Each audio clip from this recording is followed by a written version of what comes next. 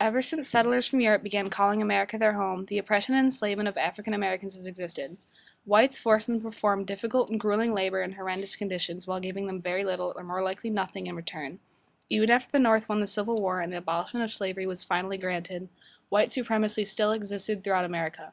African Americans were forbidden from sitting in the same train or bus and even using the same drinking fountains or bathrooms as the whites. Overall, African Americans were banned from associating with whites in all public places where signs hung that read, "Negroes and dogs not allowed." However, they certainly weren't going to let themselves be subject to this kind of treatment forever, and began fighting back. Throughout the mid 1900s, African Americans staged the most powerful civil rights movement in the history of the United States. Through both political and cultural movements, African Americans across the entire country joined together and challenged the government in an effort to gain equality and an identity that was uniquely their own. One of the first significant political movements occurred in early 1964 when civil rights activists from Mississippi formed the Mississippi Freedom Democratic Party. By creating the MFDP, they were able to replicate democratic procedure and hold assemblies for all races. At the Democratic National Convention, Martin Luther King spoke to support the MFDP over national television, stating that any party in the world should be proud to have a delegation such as this.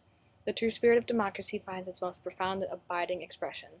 4 years after its creation, a group of former MFDP delegates, including their leader Aaron Henry, were finally seated as the only Mississippi delegation for the DNC.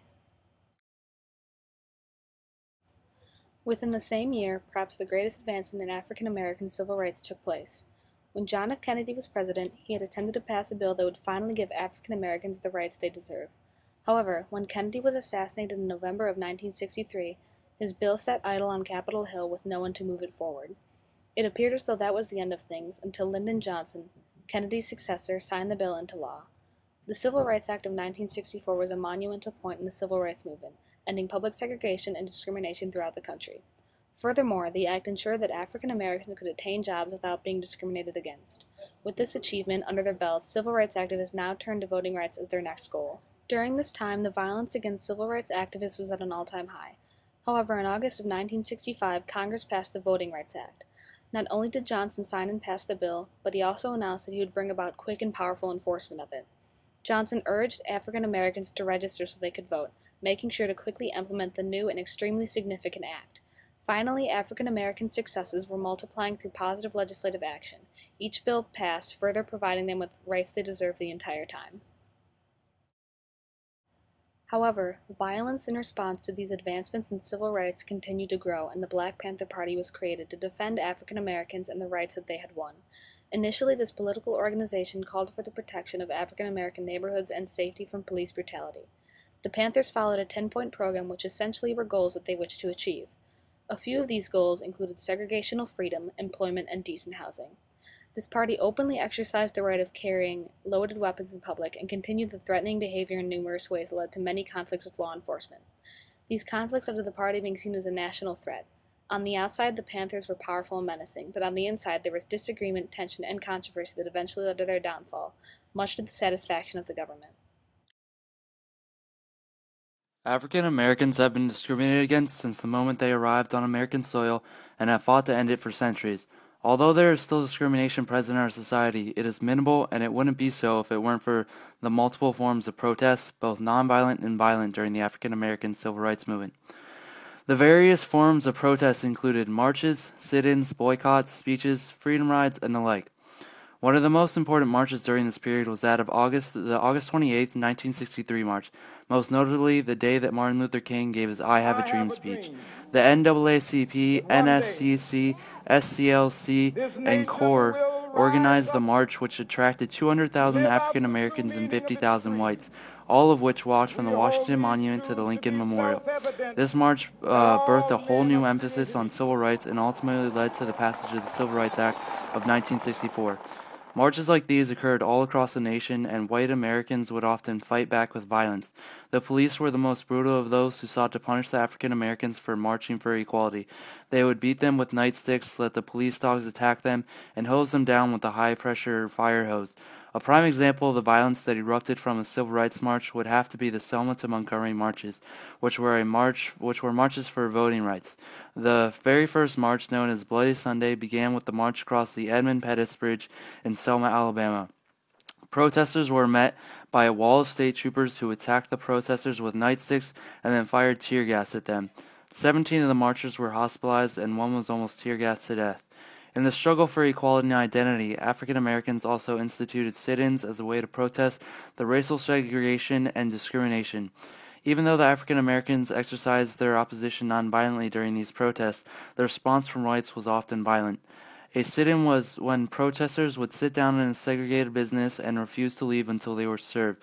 The protesters were often violently antagonized and dragged out by the police. One of the most successful sit-ins of the Civil Rights Movement was a series of sit-ins in Nashville, Tennessee from February to May of 1960. For the majority of the sit-ins, the police were present and the protesters went unharmed, but on February 27th, none were present. Nashville student activists had gathered at various local drugstores and were heckled and attacked by white crowds. The attackers were not arrested, but the protesters who refused to leave were arrested for loitering. The following morning, their story made national headlines. Another key aspect of the struggle for equality was the freedom rides. Black and white students would board buses and travel through the Deep South to protest segregation. Although there were nonviolent campaigns, they ran into violence everywhere they went. Mobs would be at every stop waiting and would savagely attack the protesters.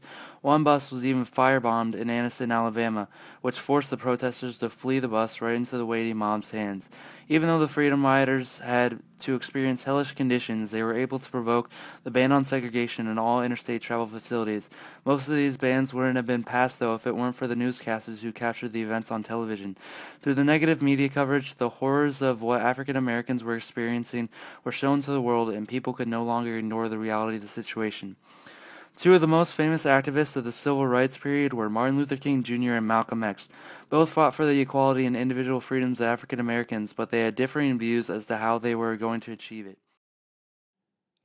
The 1960s through early 1970s was a time of rebellion. This was called counterculture. Change in America was coming. Clothing, hairstyle, food, language, and music reflected this change in the attitude of the people. Tell me that it's evolution, well, you know. The term black becomes socially acceptable, replacing Negroes and colored. Black power focused on racial pride, while the phrase black is beautiful showed the world that natural features of the black race, such as skin color, facial features, and curly dark hair, were no less attractive than white features. The music of this decade reflected the struggle for equality and freedom of the civil rights movement. The activists recognized the power of the music. They used this method of cultural communication to support their fight. Their protest songs combined social activism while celebrating equality and freedom. These freedom songs went along with meetings, marches, sit-ins, and their many trips to jail in the South. These songs originally came from spirituals, gospels, rhythm and blues, rock and roll, and calypso melodies. The blacks were not the only ones singing these songs. White folk artists such as Pete Seeger, Joan Baez, and Janis Ian became involved. Foreign artists became involved as well, such as Paul McCartney of the Beatles, who wrote Blackbird while reading about the race riots in the United States. Bob Dylan, Aretha Franklin, the Staple Singers, and James Brown were the most influential singers during this time period. They took a stand and influenced people of all backgrounds to join the fight for equality, especially young college students. The music unified those involved in the civil rights movement through simple lyric. Dylan's adaptation of an old slave melody became the famous song called Blowin' in the Wind. Dylan was chosen to perform in Washington, where Martin Luther King gave his famous I Have a Dream speech in August of 1963. Aretha Franklin's Respect, the Staple Singers' Respect Yourself, and James Brown, I'm Black and I'm Proud, stressed black pride and empowerment. These songs demanded respect for black rights and their achievements. You know I got it. All I'm asking is for a little respect when you come home. At every civil rights rally, the song We Shall Overcome became the unofficial anthem for the movement. President Lyndon Johnson quoted from the song after attacks on civil rights workers took place in March of 1965 in Selma, Alabama. Dr. Martin Luther King also quoted from this song in his last speech before his assassination in March of 1968. Oh, deep in my heart. What are you willing to die for? And once you once an individual work